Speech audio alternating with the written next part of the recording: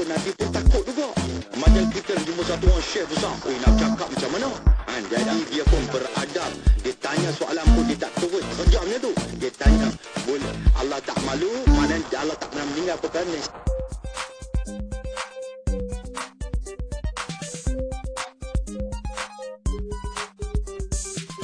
Dia tak boleh laksana sebab itu bercanggah dengan perlembagaan yang sedia. Bolehkah nak buat? Saya kata boleh dengan kita pindah perlembagaan ini, masukkan di bawah.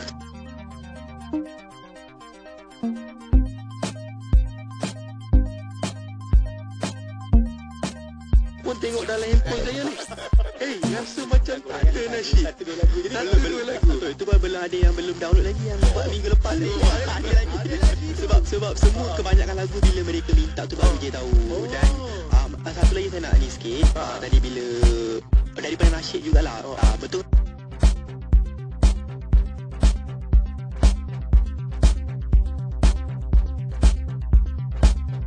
Disebut semayang fardu. Semayang fardu ni bukan hanya semayang 5 waktu. Semayang fardu ni ada 3. Pertama, semayang 5 waktu. Yang kedua, sembahyang nazar yang dinazarkan. Yang ketiga adalah semayang.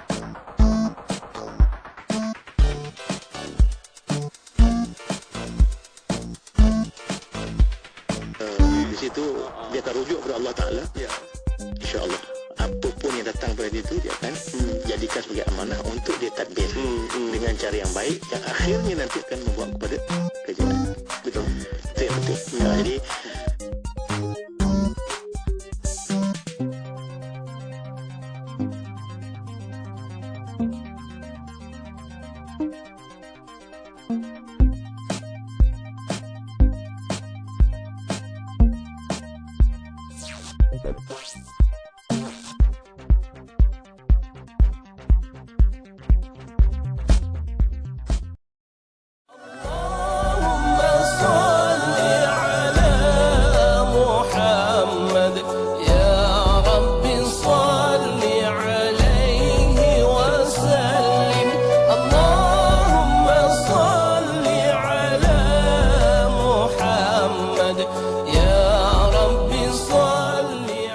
وسلط عليهم كلبا من كلابك يا قهار يا جبار يا منتقم يا الله يا الله يا الله. اللهم يا منزل الكتاب يا مجري السحاب يا هازم الأحزاب اهزمهم اهزمهم اهزمهم وانصرنا عليهم.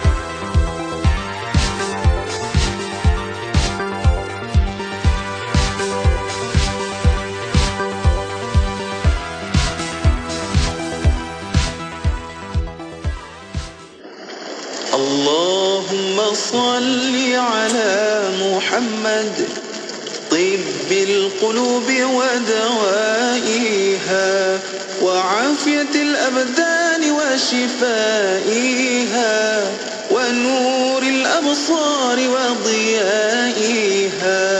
اللهم صل على محمد طب القلوب ودوائها وعافية الأبدان وشفائها ونور الأبصار وضيائها.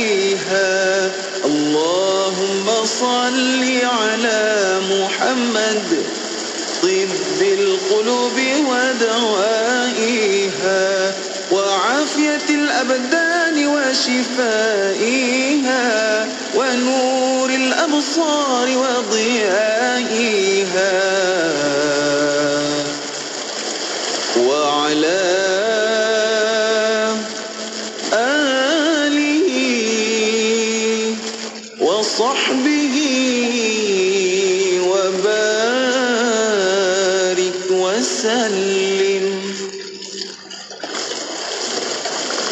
Ya Allah,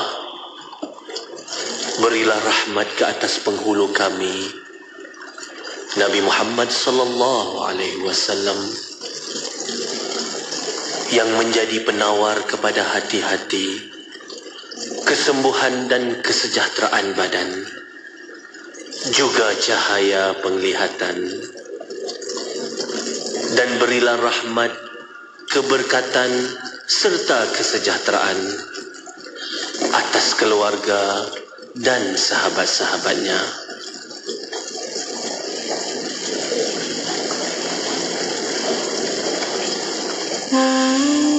Hadiah teragung.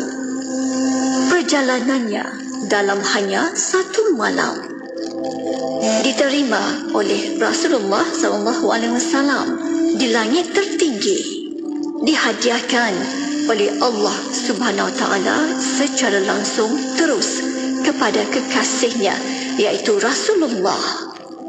Maka janganlah kita lalai dalam menunaikannya. Hadiah teragung itu ialah solat.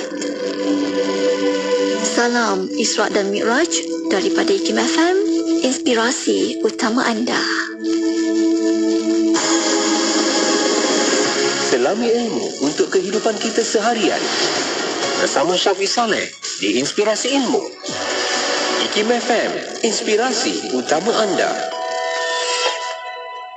Dengan kalimah suci, Bismillahirrahmanirrahim. Assalamualaikum warahmatullahi wabarakatuh. Selamat pagi, saya Syafiq Saleh. Kita buka tirai pertemuan untuk inspirasi ilmu di IKIM FM, inspirasi utama anda. Apa khabar untuk anda? Kaifah lukum, ya akhi, ya ukhti. Semoga baik-baik. Dalam baik-baik itulah orang kata apa? Adanya khair. Harap dapat dilalui segala liku-liku kehidupan kita dengan sebaik mungkin dan bangunkan kualiti hidup itu lagi, insyaAllah. Okay? Dan saya Syafiq Saleh akan bawakan pertemuan ini sampai 1 tengah hari nanti dengan pelbagai perkongsian yang dah pun kita siap sedia. Edisi hari ini, hari Selasa 6 Februari 2024 bersamaan 25 Rejab 1445 Hijriah. Yang bertugas, yang bekerja hari ini, selamat laksanakan apa sahaja rutin anda dan semoga kita fikir yang baik-baik, sebab bila kita belajar sangka baik, percayalah akan ada banyak lagi perkara-perkara baik yang Allah datangkan kepada kita. Itu pesan para alim ulama. Jadi sentiasa berhusnuzan. Okey, sekejap lagi kita ada rancangan syariah dan perundangan bersama-sama dengan Ketua Pengarah Institut Kefahaman Islam Malaysia. Kita nak bincang berkaitan dengan bidang kuasa jenayah syariah, hak dun atau parlimen. Nanti kita bincang sama-sama. Okey, dan jom kita nak berhibur dahulu. Kita nak dengarkan lagu nenengan dari Hijaz, lagunya Sandiwara. Kekal bersama IKIM FM, inspirasi utama anda. Jadikan aku selalu bertasbih, lafaz namamu pagi hingga purnama. Hanyalah padamu aku berserah jiwa di dunia fana ini sementara.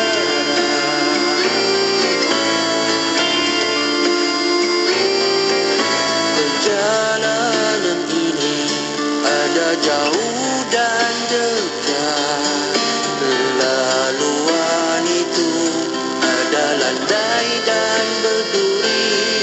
Hidayahkanlah aku jalan keredaanmu, jauhkan aku dari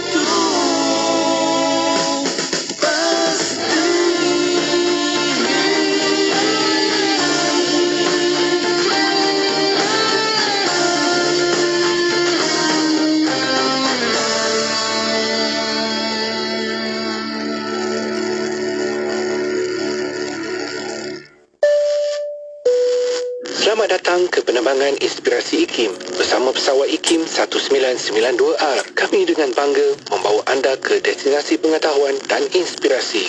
Temui dunia baru melalui buku-buku IKIM yang memberi inspirasi dan informasi. Dapatkan koleksi terbaik kami di ikimniaga.my atau aplikasi Shopee Cari IKIM Jarak Niaga. Hubungi 011-5759-5400 untuk bantuan kru. Terima kasih kerana memilih untuk terbang bersama kami ke dunia pengetahuan dan inspirasi yang penuh makna.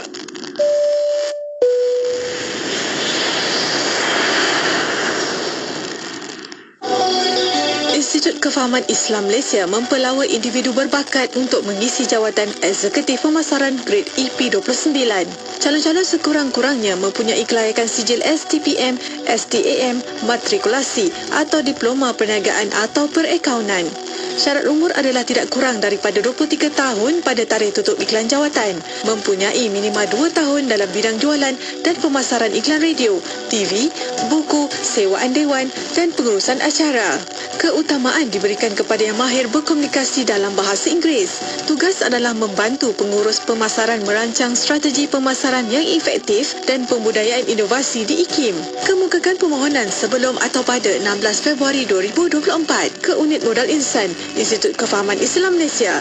Maklumat lanjut, layari www.ikim.gov.my atau hubungi 03 6204 6259.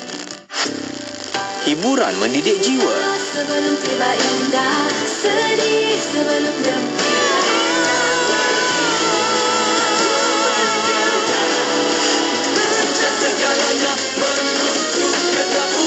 Hanya yang terbaik di IKIM FM. Inspirasi utama anda. Allahumma salli ala Sayyidina Muhammad wa ala alihi wa sahbihi wa barik wa salim. Assalamualaikum warahmatullahi wabarakatuh. Selamat pagi kepada anda. Saya Syafiq Saleh. Kita berada di pertemuan Inspirasi Ilmu jam 10 pagi ini sampai 1 tengah hari nanti, insyaAllah. Okay? Dan menerusi pertemuan kita untuk waktu ini, jom nak ajak anda untuk sama-sama dengarkan lagi, menekun kita mendengarkan perkongsian dari rancangan syariah dan perundangan. Macam biasa, anda boleh tonton di YouTube Live, Facebook Live IKIM FM, dan juga anda boleh sama-sama berada di platform online kita. Like, comment, share. Banyak-banyak dekat situ, sebab kita boleh sama-sama dapatkan lagi perkongsian yang sangat bermanfaat. Sebab nak dengarkan perkongsian ini, kita boleh belajar undang-undang, faham isu tentang apa yang dikatakan undang-undang syariah. Jom sama-sama dengarkan untuk waktu ini, okey? Dan jadual kita pada hari ini nak mendengarkan lagi perkongsian ilmu oleh yang berbahagia Profesor Madya, Datuk Dr. Muhammad Azam Muhammad Adil, Ketua Pengarah Institut Kefahaman Islam Malaysia, yang dah pun ada bersama kita dekat konti. Jom kita nak mengalu-alukan kehadiran Datuk yang dapat ada bersama kita. Assalamualaikum. Waalaikumsalam warahmatullahi wabarakatuh. Masya-Allah. Abang Syafiq ya. Abang baik. Tak balik kampung. Oh, itulah kan Datuk. Duk tengok timing-timing jap. Yang Cina tak adik. Kalau kena waktu tu macam nak bergerak ni juga ni. Tapi tengok dulu macam mana nanti cik kan. Sebab nak kena susun-susun juga macam banyak benda Datuk. Alhamdulillah Datuk, terima kasih sudi sampai lagi ke konti kita. Dan Datuk pun sebenarnya baru sampai sebenarnya daripada minggu lepas daripada lawatan kerja dekat London Datuk. Banyak perkara juga Datuk di sana. Semua berjalan okey ke Datuk di sana? Alhamdulillah, banyak benda yang kita dapat lah. Dan nanti ada 2 perkara lah. Utama satu, kita adakan dialog madani dengan para pelajar di sana di London dan juga Manchester. Kemudian kita ada beberapa lawatan resmi lah untuk menghubung balik dengan institusi di sana seperti Oxford Center for Islamic Studies. Sebenarnya kita dah ada MOU lama dengan mereka, Cambridge Muslim College, dan juga di Markfield Institute lah, di mana di sana ada Islamic Foundation di mana banyak kerjasama yang kita perlu sambung balik betul kan? untuk kita membawa IKIM lah di pesada dunia. Kan itu yang paling utama, sebab sahabat sama-sama kita eratkan lagi, perkenalkan lagi, dan jaringan kebersamaan itu dapat kita sebar-sebarkan lagi daripada peranannya, tanggungjawabnya untuk sama-sama kita perkenalkan IKIM di peringkat antarabangsa, insya-Allah Datuk kan. Okey, untuk minggu ini kita nak belajar satu perkara yang saya kira sangat penting yang kita nak faham tentang bidang kuasa jenayah syariah, hak dun. atau parlimen. Seperti yang kita sedia maklum, Malaysia mengamalkan sistem dui perundangan yang mana Mahkamah Sivil dan Mahkamah Syariah bergerak selari melalui Undang-Undang Sivil dan Syariah. Dan pada tahun 1988, Mahkamah Syariah telah dianugerahkan bidang kuasa eksekutif kerana sebelumnya Mahkamah Sivil banyak mencampuri urusan kes Mahkamah Syariah. Jadi Datuk, boleh tak terangkan dengan lebih lanjut berkenaan bidang kuasa jenayah syariah antara kedua-dua mahkamah ini? Silakan Datuk. Baik, terima kasih Syafiq. Assalamualaikum warahmatullahi wabarakatuh. Selamat pagi para penonton dan juga pendengar IKIM FM. Inspirasi utama anda. Okay. Alhamdulillah, apabila kita bercakap tentang DUI sistem, pagi tadi saya dipahamkan ada juga input, kita ada tamu daripada Jabatan Pendakwaan Syariah, Bidang Persekutuan. Menceritakan sedikit tentang bidang kuasa jenayah syariah. Apabila kita melihat dalam sistem perundangan di Malaysia, kita mewarisi dua sistem. Kita ada undang-undang sivil, kita ada undang-undang syariah. Okey. Sebenarnya kalau kita balik kepada sejarah, apabila Kesultanan Melaka, Kesultanan Islam itu bermula, kita ada undang-undang Islam bercampur dengan undang-undang adat. Maknanya itulah sistem perundangan kita. Itulah mahkamah yang ada, iaitu mahkamah yang mendengar dalam konteks undang-undang Islam dan juga undang-undang adat. Apabila tanah Melayu dijajah, kita ada penjajahan daripada Portugis, Belanda, Inggeris dan juga Jepun. Kena balik pada Inggeris. So daripada penjajah-penjajah ini, penjajah Inggeris inilah bagi saya satu penjajah yang saya panggil agak bijak dan licik. Mereka ni mencampuri dalam urusan perundangan. Penjajah-penjajah lain tak campur, mereka campur. Jadi bila kita semua belajar dalam Malaysian legal system, sistem perundangan Malaysia tu, so British datang, dia memperkenalkan undang-undang mereka perlahan-perlahan. Tetapi mereka kata untuk Islam, adat Melayu, ini hak bidang kuasa Sultan, tak mau campur. Ada kuasa yang pada asalnya yang ada pada Sultan tu diambil, hanya tinggal undang-undang Islam, hal ehwal Islam dan juga berkaitan dengan adat istiadat. Jadi bermula situlah DUI sistem dia berlaku. Pecahan ini berlaku. Kita tahu bagaimana Inggeris memperkenalkan undang-undang mereka, adanya undang-undang kontrak, adanya undang-undang jenayah, iaitu penal code dan sebagainya. Dan kita warisi ini sampailah kita merdeka sehingga hari ini, sampai sekarang. Jadi kita ada dua sistem, kita ada undang-undang sivil, ada undang-undang syariah, kita ada mahkamah syariah, kita ada mahkamah sivil. Okey. Jadi kita tak boleh elak pada benda tu. Itulah yang ada dalam kita dalam perlembagaan, kecuali kita nak buat satu pindaan besar-besaran. Ini saya ingat satu sistem yang agak sukar bagi saya lah, nak mengubah suatu benda yang besar. Tapi saya tak kata tak boleh, tapi satu benda yang agak sukar, saya agak sukar. Syafiq, kalau kita melihat pada tahun 1988 ada satu pindaan perlembagaan dibuat terhadap perkara 1211A, di mana pindaan ini dibuat untuk menganugerahkan bidang kuasa eksklusif kepada Mahkamah Syariah. Sebelum pindaan 1988 ini, banyak kes, saya ingat saya pernah bincang dalam slot syariah dan perundangan sebelum ni, banyak kes-kes di mana diputuskan oleh Mahkamah Syariah. Pihak-pihak berkenaan, pihak-pihak yang bertikai itu, dia bawa kes itu ke Mahkamah Sivil, kes yang sama, isu yang sama, untuk mereka bawa ke Mahkamah Sivil, dan Mahkamah Sivil membawa putusan yang memihak pada mereka yang kalah lah dalam hal ini. Dan juga ada beberapa kes yang bidang kuasa itu sebenarnya di bawah bidang kuasa syariah, di bawah negeri, di bawah bidang kuasa Mahkamah Syariah, tapi Mahkamah Sivil juga yang mendengarkan kes. Itu berlaku. Jadi bila adanya pindaan 1988 dengan dimasukkan klausa 1A ini, dia memberi kuasa eksklusif pada Mahkamah Syariah supaya Mahkamah Sivil tidak campur tangan dan tidak membatalkan keputusan yang telah dibuat oleh Mahkamah Syariah. Dan ini bagi saya memisahkan bidang kuasa antara mahkamah syariah dan mahkamah sivil. Dan kita tahu bahawa kedua-dua mahkamah mempunyai bidang kuasa masing-masing seperti mana diputuskan dalam undang-undang yang sedia ada, termasuk juga bidang kuasa yang diberi melalui perlembagaan. Cuma dalam aspek bidang kuasa di bawah undang-undang sivil dia lebih luas, lebih besar. Nanti saya akan masuk bagaimana bidang kuasa yang diberi. Kemudian bagi mahkamah, bagi bidang kuasa undang-undang Islam ataupun undang-undang syariah, dia terlalu kecil.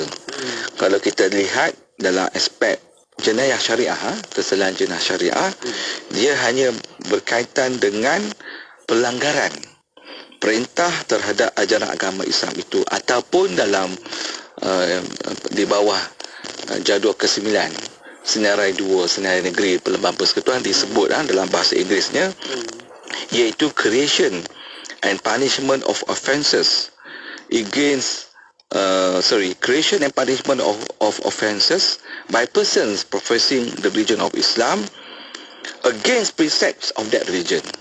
Maknanya bidang kuasanya hanya diberi terhadap negeri, iaitu di bawah Dewan Undang Negeri.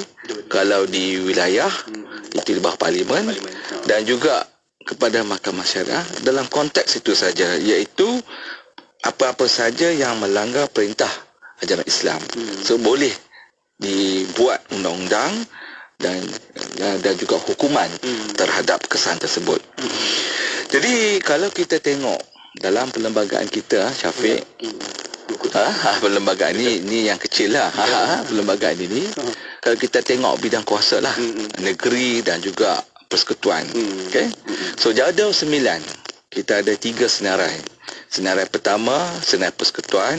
Senarai 2, senarai negeri. Dan senarai ketiga adalah senarai bersama.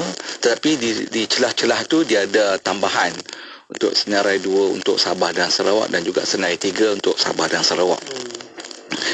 Okey, kalau kita tengok dalam senarai 1, senarai persekutuan di bawah jadual ke-9, dia ada 27 perkara yang diberikan, termasuk dalam hal itu berkenaan dengan undang-undang jenayah. Okey, ianya dinyatakan dalam perkara yang nombor 4 berkenaan dengan undang-undang dan tata cara sivil dan jenayah dan pentadbiran keadilan, termasuk di bawah peruntukan tersebut keanggotaan dan susunan semula mahkamah selain pada mahkamah syariah, bidang kuasa dan kuasa semua mahkamah, itu mahkamah sivil tidak termasuk mahkamah syariah, dan tidak termasuk bidang kuasa di bawah kesalahan jenayah syariah.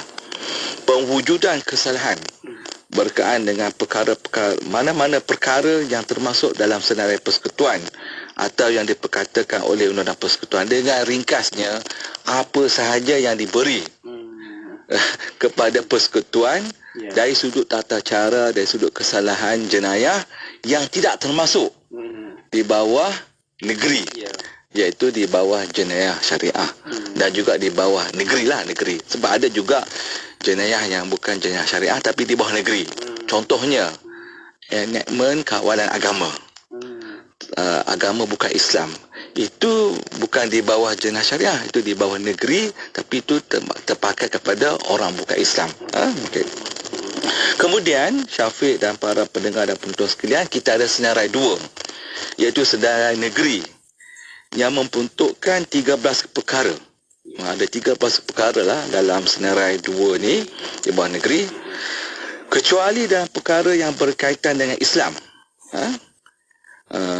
Senarai 2 senarai negeri ini memberi kuasa kepada Dewan Undangan Negeri di negeri-negeri, kecuali di wilayah persekutuan iaitu Parlimen, membuat undang-undang yang terpakai kepada kedua-dua orang Islam dan orang bukan Islam.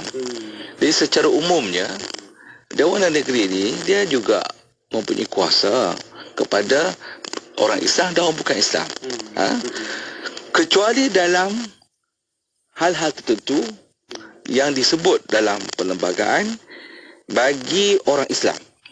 Kerana itu di bawah jadual 9 senarai 2 senarai negeri itu perkara pertama yang disebut. Perkara pertama yang disebut tu, kecuali bagi wilayah persekutuan Kuala Lumpur, Labuan dan Putrajaya, undang-undang Islam termasuk undang-undang peribadi itu personal dan juga undang-undang keluarga yang melibatkan orang-orang yang menganut agama Islam. Ini di bawah bidang kuasa yang diberi kepada Islam, termasuk juga di bawah Mahkamah Syariah.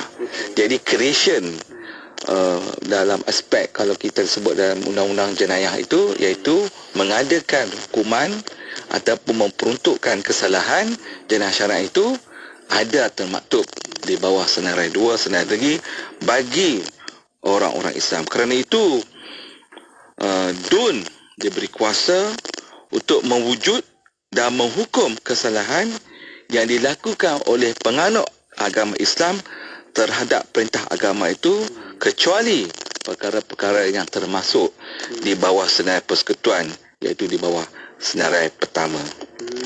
Okay? Jadi Syafiq, cuma saya ada nak sebut secara sepintas ini di bawah senarai 3, iaitu senarai bersama. Ini senarai negeri dan juga senarai persekutuan. Di mana senarai negeri ini dan persekutuan itu senarai bersama ini, dia membolehkan kedua-dua, iaitu Parlimen dan DUN, persekutuan dan negeri beroperasi dalam hal-hal tertentu. Seperti apa? Berkenaan dengan kebajikan, hal ehwal kebajikan, beasiswa, memelihara ataupun protection binatang liar, burung liar, perancang badar, kecuali di wilayah persekutuan dan lain-lain yang termaktub di bawah senarai bersama, itu senarai negeri. Senarai bersama di bawah senarai 3 itu, ini semua diberi. Maknanya Parlimen ada kuasa, Dewan Undangan Negeri pun ada kuasa. Cuma untuk Sabah dan Sarawak, dia ada senarai tambahan bagi senarai 2 dan senarai negeri. Jadi ringkasnya, Malaysia mengamalkan 2 sistem perundangan yang melibatkan peringkat persekutuan dan juga peringkat negeri. Yang mengubah di peringkat persekutuan adalah Parlimen dan yang mengubah di peringkat negeri adalah Dewan Undangan Negeri, dan kedua-dua Parlimen dan Dewan Negeri mempunyai kuasa masing-masing. Okey, baik, jelas apa yang dimaklumkan di situ, kita kena faham di situ bagaimana jadual 9 di peringkat yang pertama, iaitu perkara pertama persekutuan, perkara kedua negeri, yang ketiga itu kebersamaan ataupun perkara bersama negeri dan persekutuan, digabungkan beberapa operasi dekat situ. Insya-Allah kita faham. Baik, kita nak rehat seketika dan kembali selepas ni kita nak faham ada satu situasi kes yang kita boleh belajar di situ, insya-Allah. Lepas ni kita belajar sama-sama. Okey, rehat seketika untuk anda, jangan ke mana-mana, kekal bersama IKIM FM, inspirasi utama anda. Penyampai berkaliber. Sejak hari Isnin Kepada anda, saya dan juga Pengisian bermutu. Inspirasi utama anda. Semuanya di IKIM FM.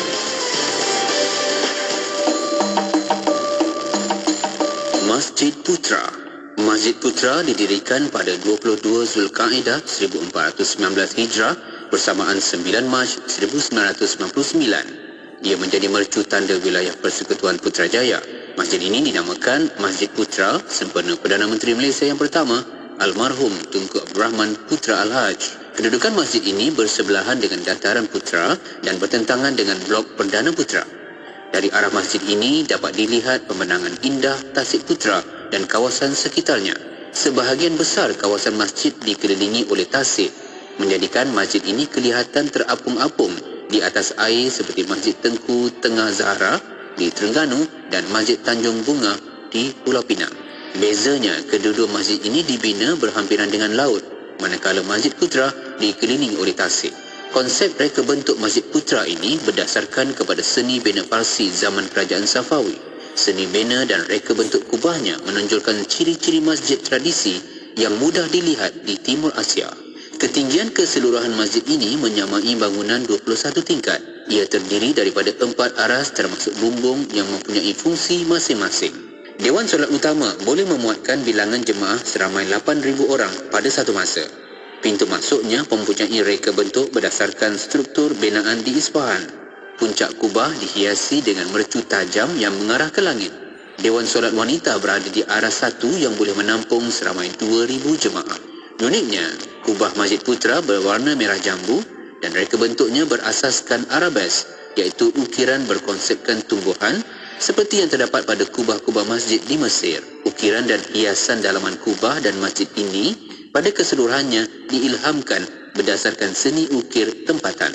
Selain daripada kubah yang menjadi tarikan pada Masjid Putra ini, bahan daripada kayu cengal yang menjadi pilihan untuk pintu, jerejak dan pemidang pada masjid ini telah berjaya menghidupkan seni ukir Melayu berteraskan ajaran Islam yang menonjolkan semangat persaudaraan dan keharmonian sesama insan. Dalam bab kerja, memang kita nak kerja kita dulu yang cepat siap dan selesai. Namun, tiba-tiba kawan pula yang datang minta tolong. Dah kita rasa kerja kita terganggu. Jangan begitu. Amalkan konsep bahu ke bahu. Tolong-menolonglah dalam bekerja kerana kita tidak tahu bila hari terdesak kita dan ketika itu kita perlukan pertolongan orang lain. Hari ini kita tolong orang, insya-Allah esok orang tolong kita pula. Pesanan khidmat awam ini daripada saya, Siti Rohani Surani untuk IKIM FM, inspirasi utama anda. Allahumma salli ala Sayyidina Muhammad wa ala alihi wa sahbihi wa barik wa salim. Syukur Alhamdulillah anda masih lagi bersama saya Syafiq Saleh untuk pertemuan di Inspirasi Ilmu dan kita berada di rancangan syariah dan perundangan. Jom tonton sekarang di YouTube Live, di Facebook Live IKIM FM sebab kita ada siaran langsung dekat situ. Anda boleh berinteraksi sama-sama, like, komen dan share banyak-banyak untuk kita belajar lagi, fahamkan lagi tentang perundangan, perlembagaan ataupun undang-undang syariah. Okey, kita bincang hari ini berkaitan tajuk bidang kuasa jenayah syariah, hak dun atau Parlimen bersama-sama dengan yang berbahagia Profesor Madya Datuk Dr. Muhammad Azam bin Muhammad Adil, Ketua Pengarah Institut Kefahaman Islam Malaysia IKIM. Okey, kita nak bincang lagi tentang isu ini dan ada satu isu ataupun kes yang kita nak belajar daripada situasi ini. Okey, dan di mana kes Nik Ilin yang mencabar 20 iaitu kini 18 peruntukan dalam enactment Undang-Undang Jenayah Syariah di Kelantan. Ia adalah rentetan daripada kes Iki Putra yang telah menyebabkan peruntukan Seksyen 28 Enactment Jenayah Syariah Selangor 1995 berkaitan kesalahan seks luar tabi'i diputuskan sebagai tidak sah dan tidak berperlembagaan, null and void oleh Mahkamah Persekutuan. Jadi Datuk, apa implikasi kedua-dua kes ni terhadap undang-undang syariah, terutamanya berkaitan jenayah di Malaysia selepas ni Datuk? Macam mana tu? Okey, baik, terima kasih Syafiq, para pendengar dan penonton IKIM FM, inspirasi utama anda. Jadi bila Syafiq sebut tadi kan, kes Iki Putra, Mahkamah Persekutuan sebelah suara memutuskan bahawa peruntukan Seksyen 28 Enactment Jenayah Syariah Selangor 1995 tidak sah, null and void, dan juga unconstitutional, tidak berperlembagaan. Okay. Untuk kes ni Elin, oleh kerana kes ini sedang dalam perbicaraan dan saya difahamkan akan diputuskan dalam masa terdekat, jadi kita tidak bolehlah membincangkan kes ni Elin itu. Tetapi bagi saya ada sedikit persamaan, seolah-olah kita nampak ni Elin punya kes tu ada sedikit persamaan, iaitu di mana tu, iaitu dalam kes Iki Putra. Seperti mana kita semua tahu bahawa dalam kes Iki Putra yang diputuskan pada 26 Februari 2021, Mahkamah Persekutuan secara sebulat suara memutuskan bahawa Seksyen 28 Enactment Jenayah Syariah Selangor 1995 tidak berperlembagaan, tidak sah.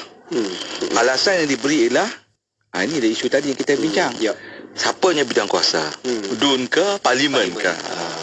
So dalam hal ini Mahkamah Persekutuan dalam kes Iki Putra memutuskan bahawa perlembagaan persekutuan yang diberikan kuasa utama, iaitu primary power, untuk membuat undang-undang, termasuk undang-undang jenayah di Malaysia.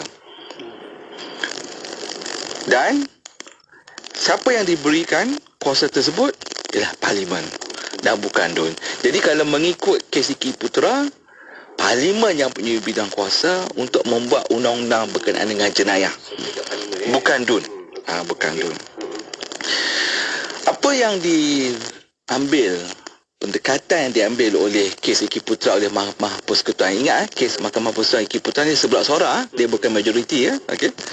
Mereka mengambil pendekatan kes Sulaiman Takrib yang diputuskan pada tahun 2008, di mana pada masa itu Ketua Hakim Negara Tun Abdul Hamid menyatakan bahawa pengwujudan dan penghukuman kesalahan, iaitu dalam bahasa Inggeris creation and punishment of offences, tertakluk kepada empat perkara tersebut. Pertama sekali, pelaku kesalahan tersebut mestilah beragama Islam.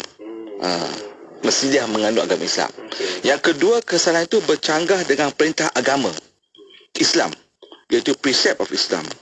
Ketiga, kesalahan itu tidak tersenarai di bawah senarai persekutuan. Dan yang keempat, hukuman ke atas pesalahan tersebut mengikut bidang kuasa jenayah syariah di bawah Seksyen 2 Akta 355/1965, iaitu berkenaan dengan bidang kuasa hukuman 356, 3 tahun penjara, RM5,000 dan sebat tidak lebih daripada 6 kali. Ini kena cukup ni. So pendekatan Mahkamah Persekutuan kes Iki Putra mengambil pendekatan oleh Sulaiman Takrib lah, yang diputuskan oleh Tun Abdul Hamid pada masa itu sebagai Ketua Hakim Negara bersama dengan dia punya panel dah. So dalam kes Iki Putra, Tun Tengku Maimun, Tuan Mat, Ketua Hakim Negara sekarang, mengambil pendekatan ini, iaitu pendekatan Sulaiman Takrib dalam menentukan sama ada pengwujudan dan penghukuman kesalahan, iaitu creation and punishment of offences itu mestilah memenuhi keempat-empat ciri yang saya sebut. Memandangkan ada satu kriteria ataupun syarat yang tidak dipenuhi. Mana syarat itu? Iaitu syarat yang ketiga. Syarat yang ketiga mestilah mana? Dia tidak tersenarai di bawah senarai persekutuan.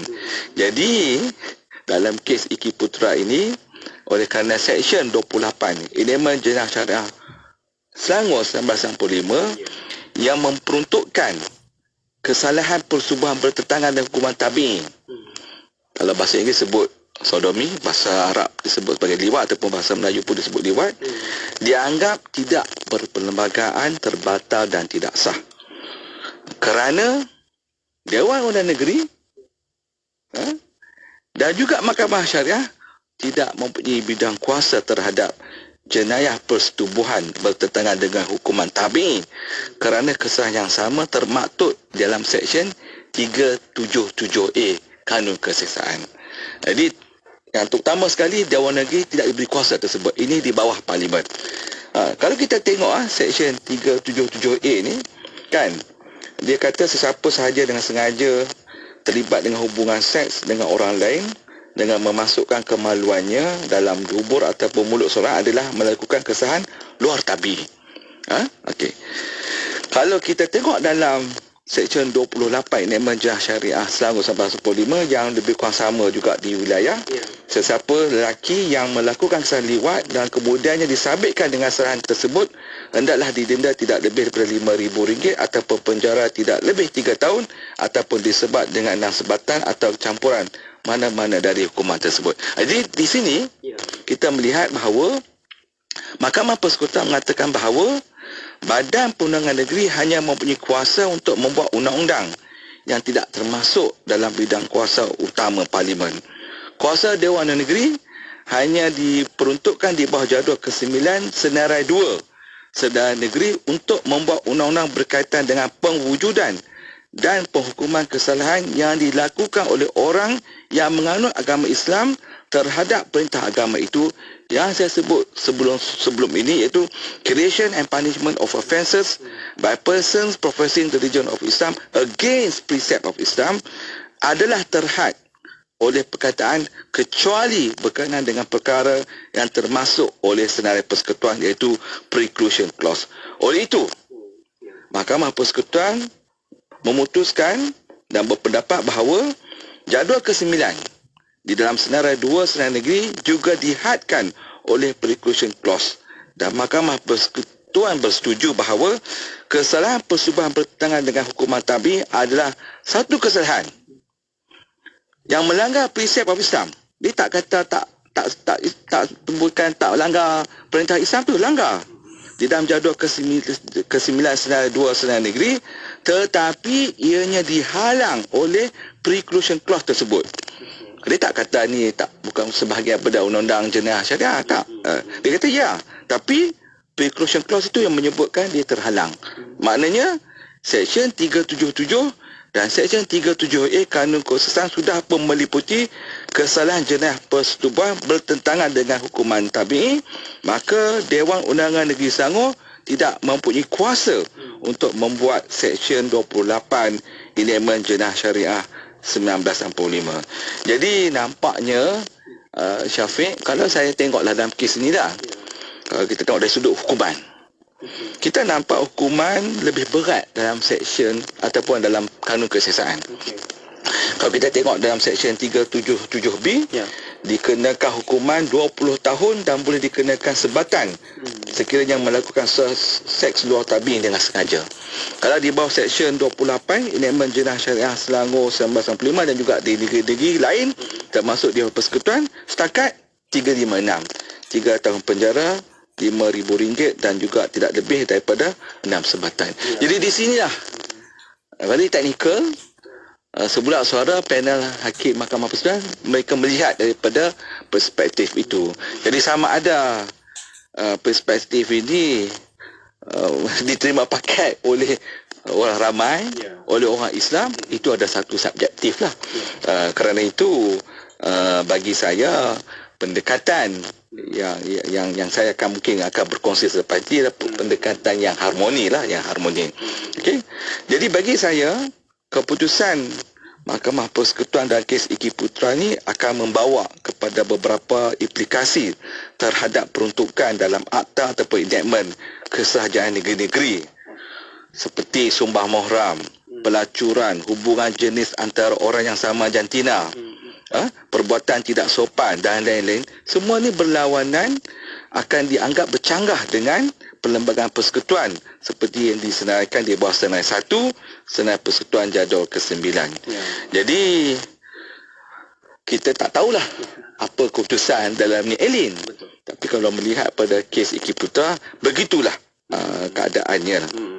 Begitu juga kalau kita tengok dalam semakan kehakiman dalam kes SIS Forum pada tahun 2022, di mana Mahkamah Persekutuan memutuskan Seksyen 66A Enactment Undang-Undang Pentadbiran Islam 2003, Negeri Selangor pindaan 2015 adalah tidak berperlembagaan dan terbatas kerana DUN tidak diberi kuasa bagi membuat undang-undang bagi semakan kehakiman, kerana Mahkamah Sivil sahaja yang diberi kuasa untuk berbuat demikian walaupun ia melibatkan hal ehwal Islam.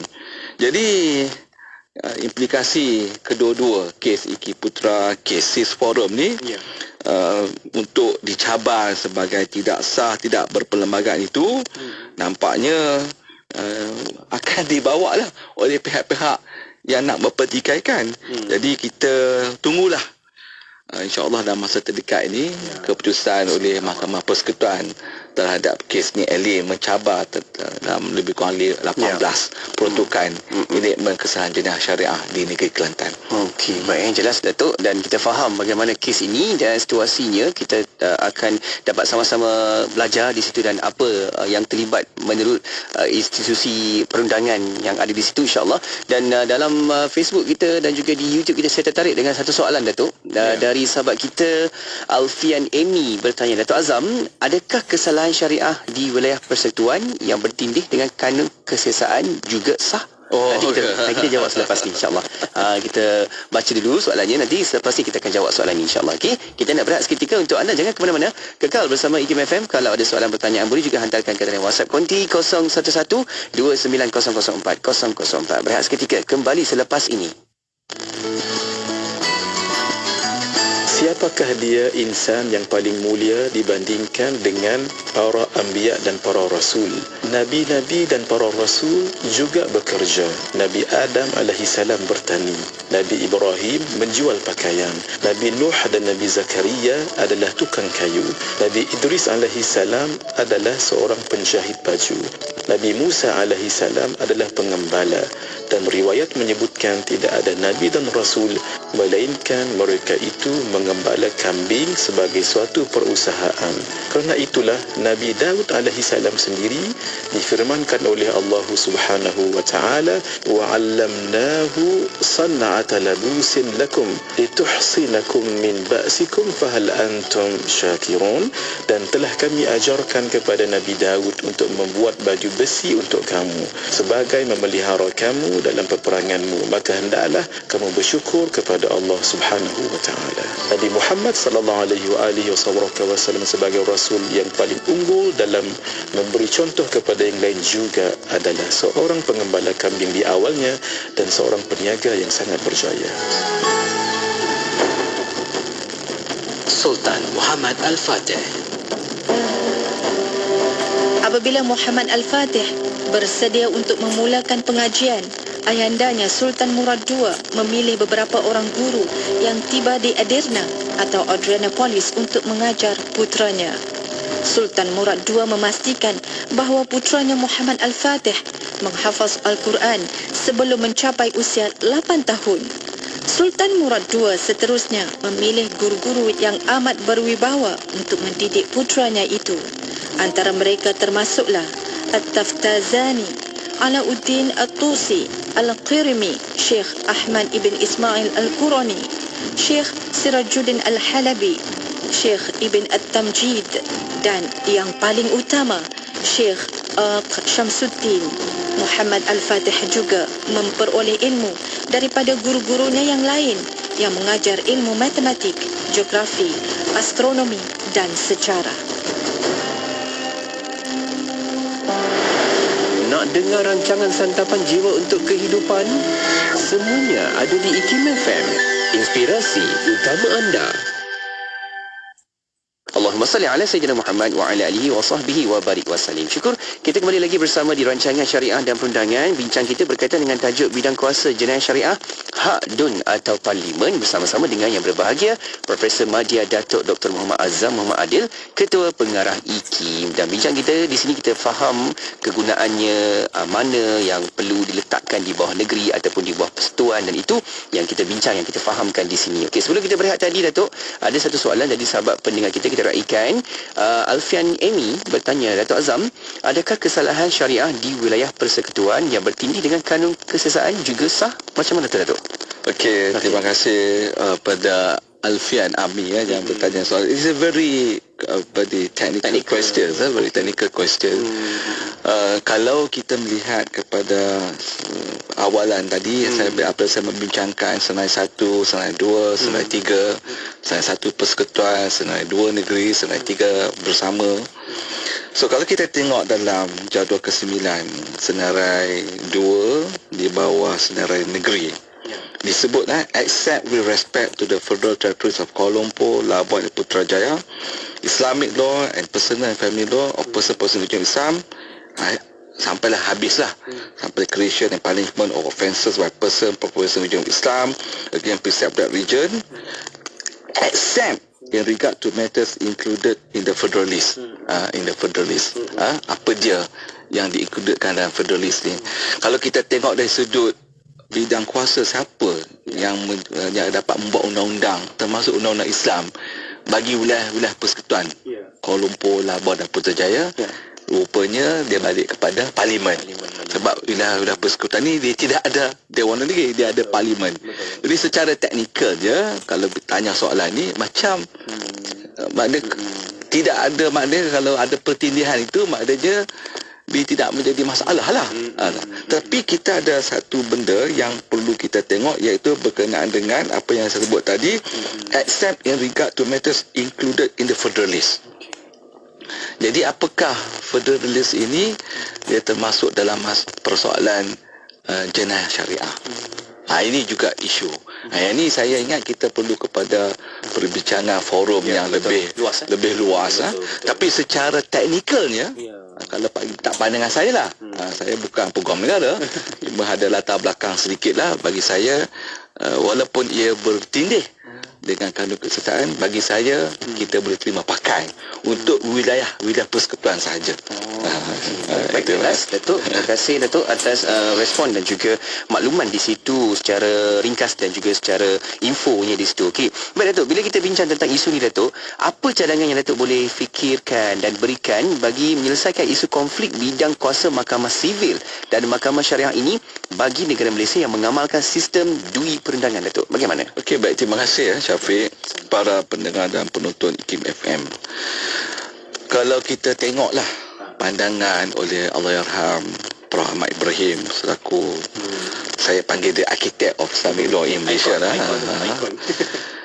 Saya melihat bahawa dalam pandangan beliau, pandangan Allahyarham, dan juga saya mengambil pandangan beliau dalam kanun kesesaan tu, bagi pandangan Allahyarham sudah lebih kurang 70% lah mematuhi mengikut kehendak Islam. Okey. Cuma bagi saya adalah lebih baik kalau kita mengambil peruntukan yang tidak selari dengan kehendak syarak. Kita pindah ataupun kita masukkan peruntukan-peruntukan yang menepati syarak dalam kanun kesesaan, di mana pada akhirnya pemakaian undang-undang jenayah Islam. So penal code kanun kesesaan ni dia terpakai pada orang Islam dan bukan Islam. Kita tak payah sebutlah penal code itu Islamic penal code. Kita leave it penal code. Leave it kanun kesesaan. Tapi dalamnya, intinya, kontennya itu adalah Islamic. Maka dia akan terpakai kepada orang Islam dan bukan Islam. Saya bagi contoh saja. Kesalahan kisos sudah ada dalam penal code, dalam kanun kesesaan. Kesalahan berkenaan dengan hudud pun dah ada dalam kanun kesesaan. Dalam pengamatan saya yang secara umum, saya telah melihat dan saya telah kenal pasti ada 6 kesalahan hudud dalam kanun kesesaan dan ada 2 kesalahan kisos dalam kanun kesesaan. Kalau kita tengok berkenaan dengan hudud di bawah kesalahan terhadap negara, iaitu buhur, ada di bawah bab 4 dalam kanun kesesaan.